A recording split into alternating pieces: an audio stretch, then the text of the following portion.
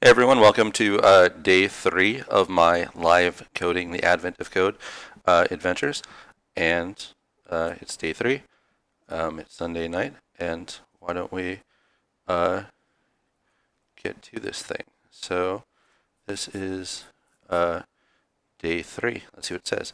No matter how you slice it, the elves managed to locate the chimney squeeze prototype fabric for Santa's suit. Unfortunately, anomalies are still affecting them. No one can agree on how to cut the fabric. The piece of fabric they're working on is a very large square, at least 1,000 inches on each side. Each elf has made a claim about which area of fabric would be ideal for Santa's suit. All claims have an ID and consists of a single rectangle with edges parallel to the edges of the fabric. Each claim's rectangle is defined as follows. The number of inches between the left edge of the fabric and the left edge of the rectangle. Okay, so number of inches between the top edge of the fabric and the top edge of the rectangle. The width in inches, height in inches. A claim like number 123 at 32 colon 5 by 4 means that claim ID 123 specifies a rectangle 3 inches from the left edge, 2 inches from the top edge, 5 inches wide, and 4 inches tall. Okay. The problem is that many of the claims overlap, causing 2 or more claims to cover part of the same areas.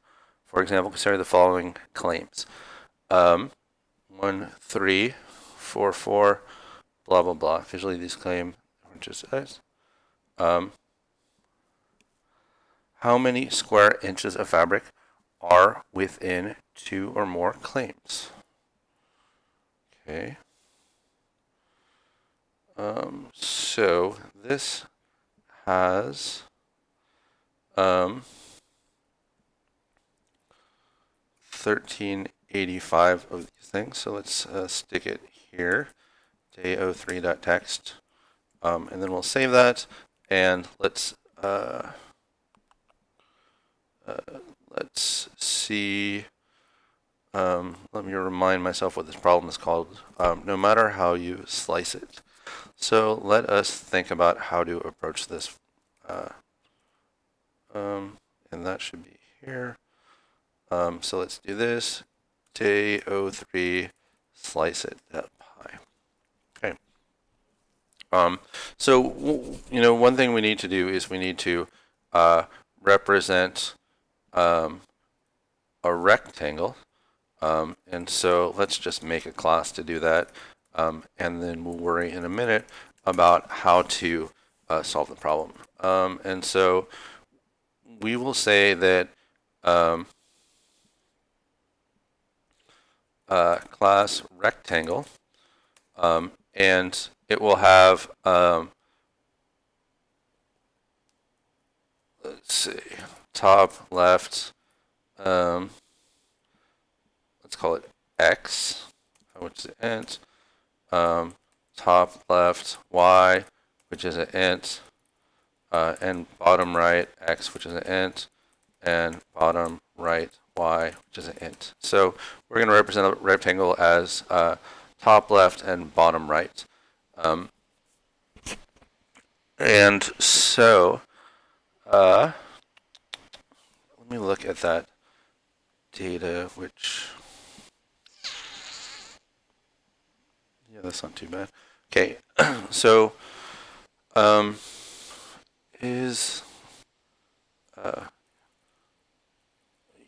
just going to call this, I don't want to type those long names out, so I'm going to call this x low, y low, and x high and y high, because I don't want to have to type all that stuff. And so now we have this crazy claims look like this, right? So we're going to have to use some kind of regex to, and a rectangle, I guess, has an ID as well, which is an int.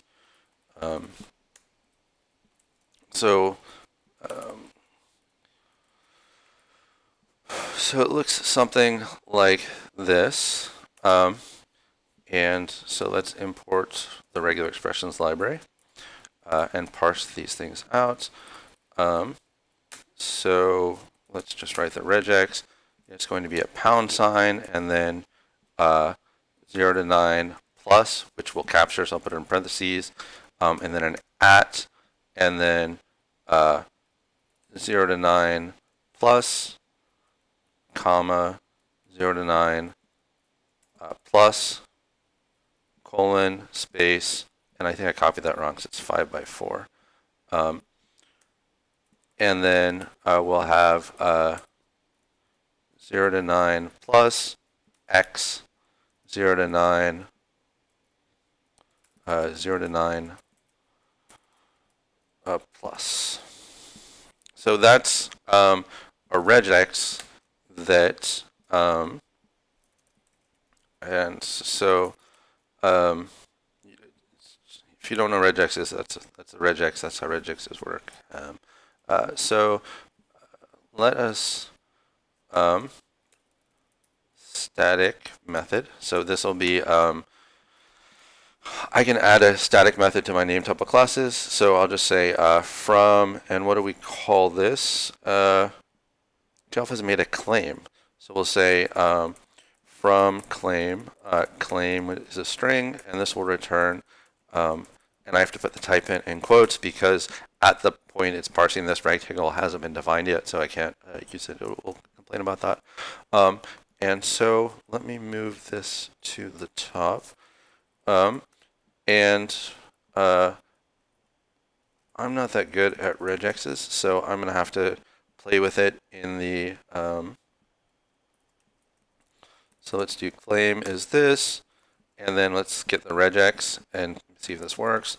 Regex is this, import re dot match regex comma claim. That's a match. So I think it's groups maybe. Yeah. So that gives me a 1, 2, 3, 3, 2, 5, 4, which seems right. So let's just say values equals regex.match equals re.match regex claim.groups. And I want to convert every single one of these to an int. So I'll just say int x for x in that. And then I can just say return rectangle values. So assert that rectangle dot from claim, and I deleted that claim now, but let's bring this back. Equals rectangle 1, 2, 3, and now let's make sure those are in the right order. 3 inches from the left edge, that's x low. 2 inches from the top edge, so that's x high. 5 inches wide and 4 inches tall. Okay, so that's actually not right. So let's call this ID x low, x high, width and height equals that. And I don't really like how this is wrapping, so let me get rid of this. And so now I need to be a little bit clever and say I want ID x low, and that's not x high, that is y low. Okay.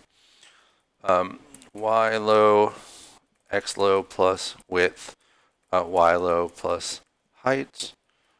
So this will be a rectangle, which is going to be x starts at 3, y starts at 2, and then should go up to 8 and should go up to 6. And so let's see.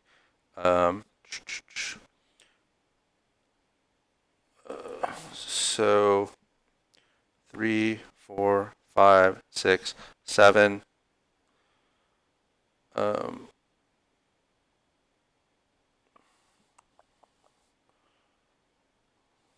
So I think I have a weird off by 1 here.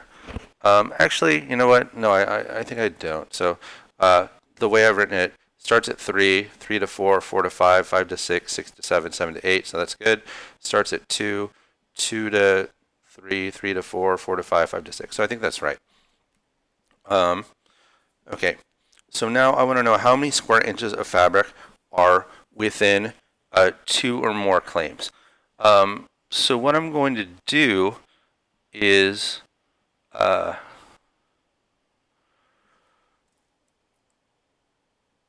another method to this rectangle, and I'm going to just have a return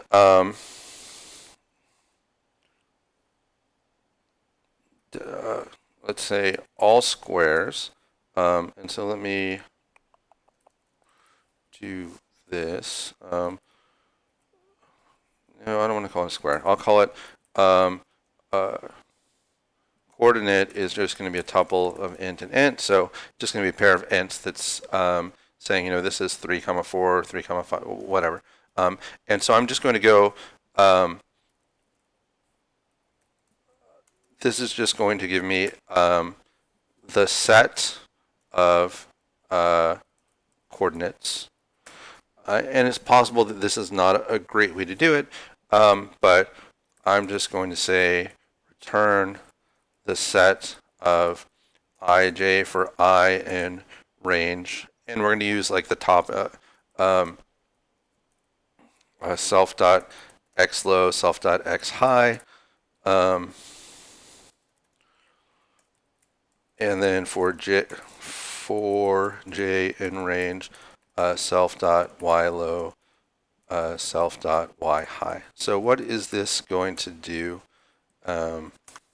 with that picture I have here? Is that it's basically going to say this is 3 comma 2, 4 comma 4 comma 2, 5 comma 2, 6 comma 2, 7 comma 2, and so on. So we're going to give each of these squares these coordinates, and just return the you know, we don't need a set. A list will be fine. So let me just change that. Actually, even an iterator will be fine. So let me just for I in range, self high, for that yield I comma j. So so that's just an iterator. So that will just give me all the squares there. And so what I want to do is I want to say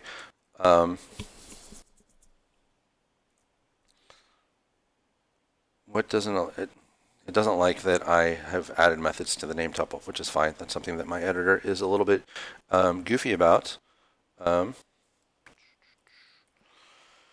So what I want to do now is I want to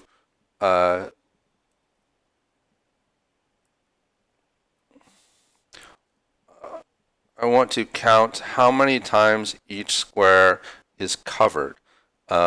So let's say def coverage, which is going to take in a bunch of rectangles, which is a list of rectangle. So let's get list. And it is going to return to me a dictionary from coordinates to ints. So this may be like really inefficient that I'm storing a lot of coordinates that I don't need to, but we'll see if it works. So here's the idea. The idea is from collections import counter, so that's fine. And so now what I'm going to do is I'm going to say for rectangle in, let's just say count equals counter, for rectangle in rectangles. So I'm going to go through each rectangle, and now I want to say, you know, for coordinate in rectangle dot all squares. So that'll give me all the squares inside the rectangle. And let's just say counts that coordinate plus equals 1, and then just return the counts, which is fine. And now I want to say how many square inches of fabric are within 2 or more claims. Okay, so let's write this out.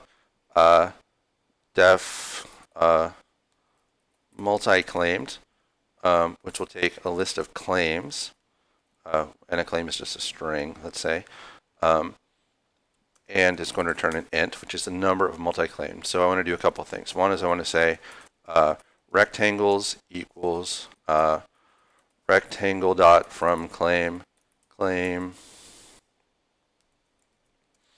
for claim and claims. So just take these claims and convert them to rectangles. That's easy enough. And now what I want to say is counts equals the coverage of the rectangles. And now what I want to return is I just want to return, I'll just do it this way, the length of count for count in counts.values if count is bigger than or equal to 2, right? So take each of these claims that looks like this thing here, convert it to a rectangle. So now I got a bunch of rectangles. And I don't know if I even ran my unit tests. Object takes no parameters. What does that mean? Let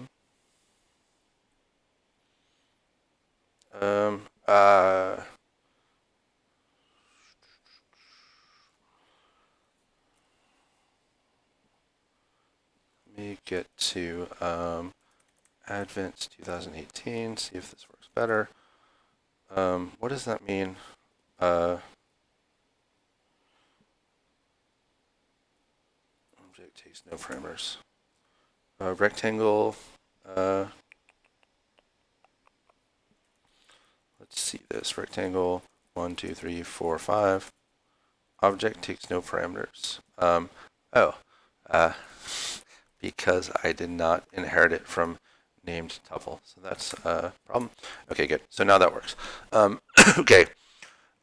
So yeah, if you want to make a name tuple, you should actually have it subclass name tuple. Otherwise, it won't work. So I take these claims that look like this, and I convert them to rectangles, and then I go through and for each rectangle, I iterate over all those squares it has, and I add up 1 to the count, and then I return all the counts. So it's possible that this is a really inefficient way to solve this problem. It's also possible that it is a nice, efficient way to solve this problem. So there's not really a good way of knowing. So let's first write a unit test for their examples. So let's say test claims equals that thing and that thing and that thing. Okay, good. And then he's telling me that there are 4 squares that are claimed by both 1 and 2. So I want to assert that multi-claimed test claims equals 4. So let us run that. And for rectangle and rectangles, okay, disable that. Okay, so that passed, and just, to make us feel better about it, let's print the counts. Let's print, let's sort them. Let's try that. And let's do counts.items so we can see the counts too. Okay, so so we go here, we've got 1, 3, 1, 4, 1, 5, 1, 6, all appear once, and then 2,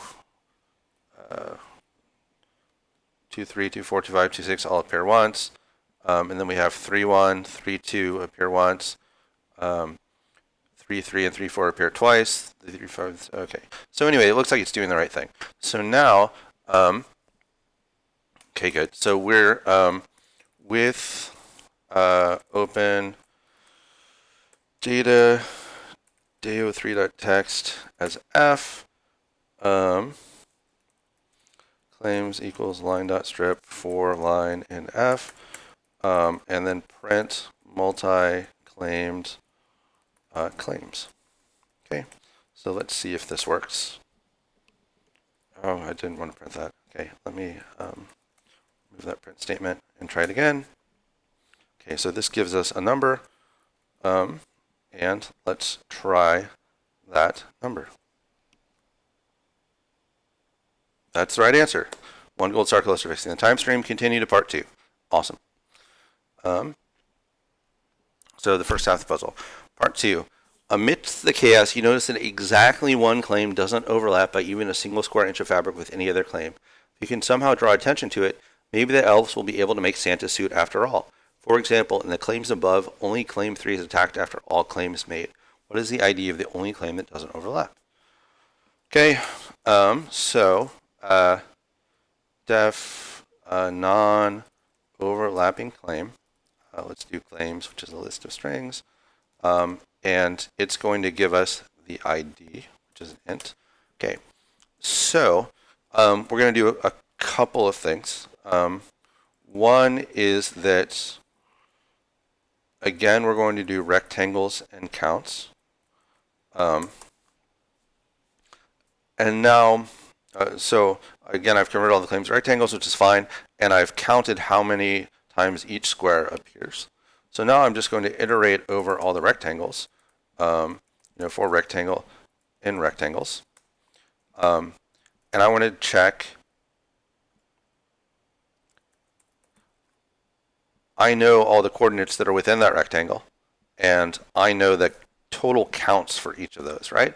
And so what I need for no one to overlap with that guy, each of those coordinates is going to have a count of at least 1 because it was in this rectangle to start with. And if it doesn't overlap with anyone else, it's going to have a count of exactly 1. And so let's say that good rectangle equals, let's say good rectangles equals rectangle for rectangle in rectangles if, okay, so what's the if? If every counts chord equals 1 for chord in, what did I call that? All squares? Okay, sometimes I call them all,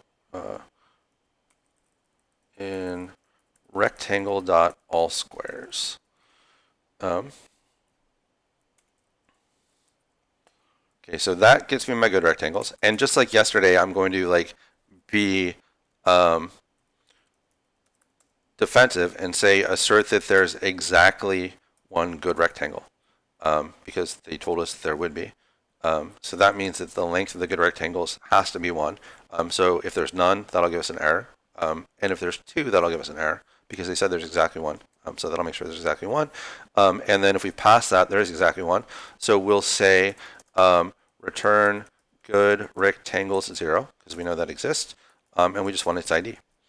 And so we want to print the non-overlapping claim from the claims.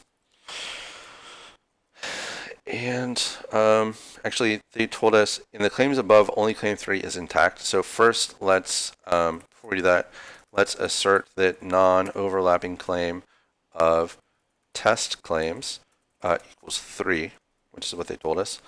And so that passes, and good. So let's print the non-overlapping claim of the actual claims.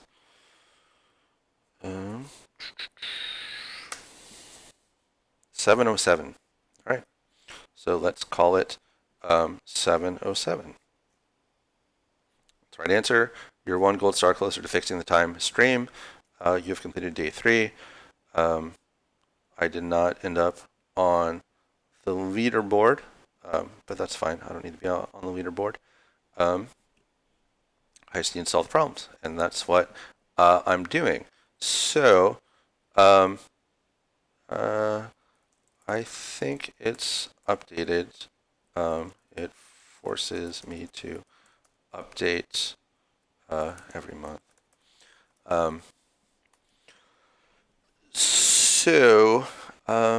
Oh yeah, so that works. Get status, get add data, get add day 03 slice.py, git commit, day 3, git push. Good. So that seems to have gone reasonably well. I have no complaints about it. And here, as always, you can follow me on Twitter at Joel Grus. You probably know how to find me on YouTube if you're watching this. I set up this Patreon. Like I said, I don't really expect you to contribute, but it's there. Someone sent me a message asking if instead of giving me money, they could give money to some sort of charity. The answer is, of course, yes. One thing you could do is that if you go to Advent of Code themselves, you can donate to them, and it helps them run the contest. So I don't know the people who run Advent of Code, so I can't swear that they'll use your money wisely, but I get value out of what they do, so I kicked in some money to them. So if you want to give money to them, I'm sure they would appreciate it. So that's one nice thing you could do that's not giving money to me. The other one that self-directed education. So I'm a huge unschooling self-directed education person, and this is a nonprofit that supports normalizing and legitimizing self-directed education. So if you want to give to charity, that's a good. I don't know if they're a charity. They don't bathe the homeless or anything, but they do good for the world. So that's good, and thanks for watching, and I will see you tomorrow or whenever I do the next one.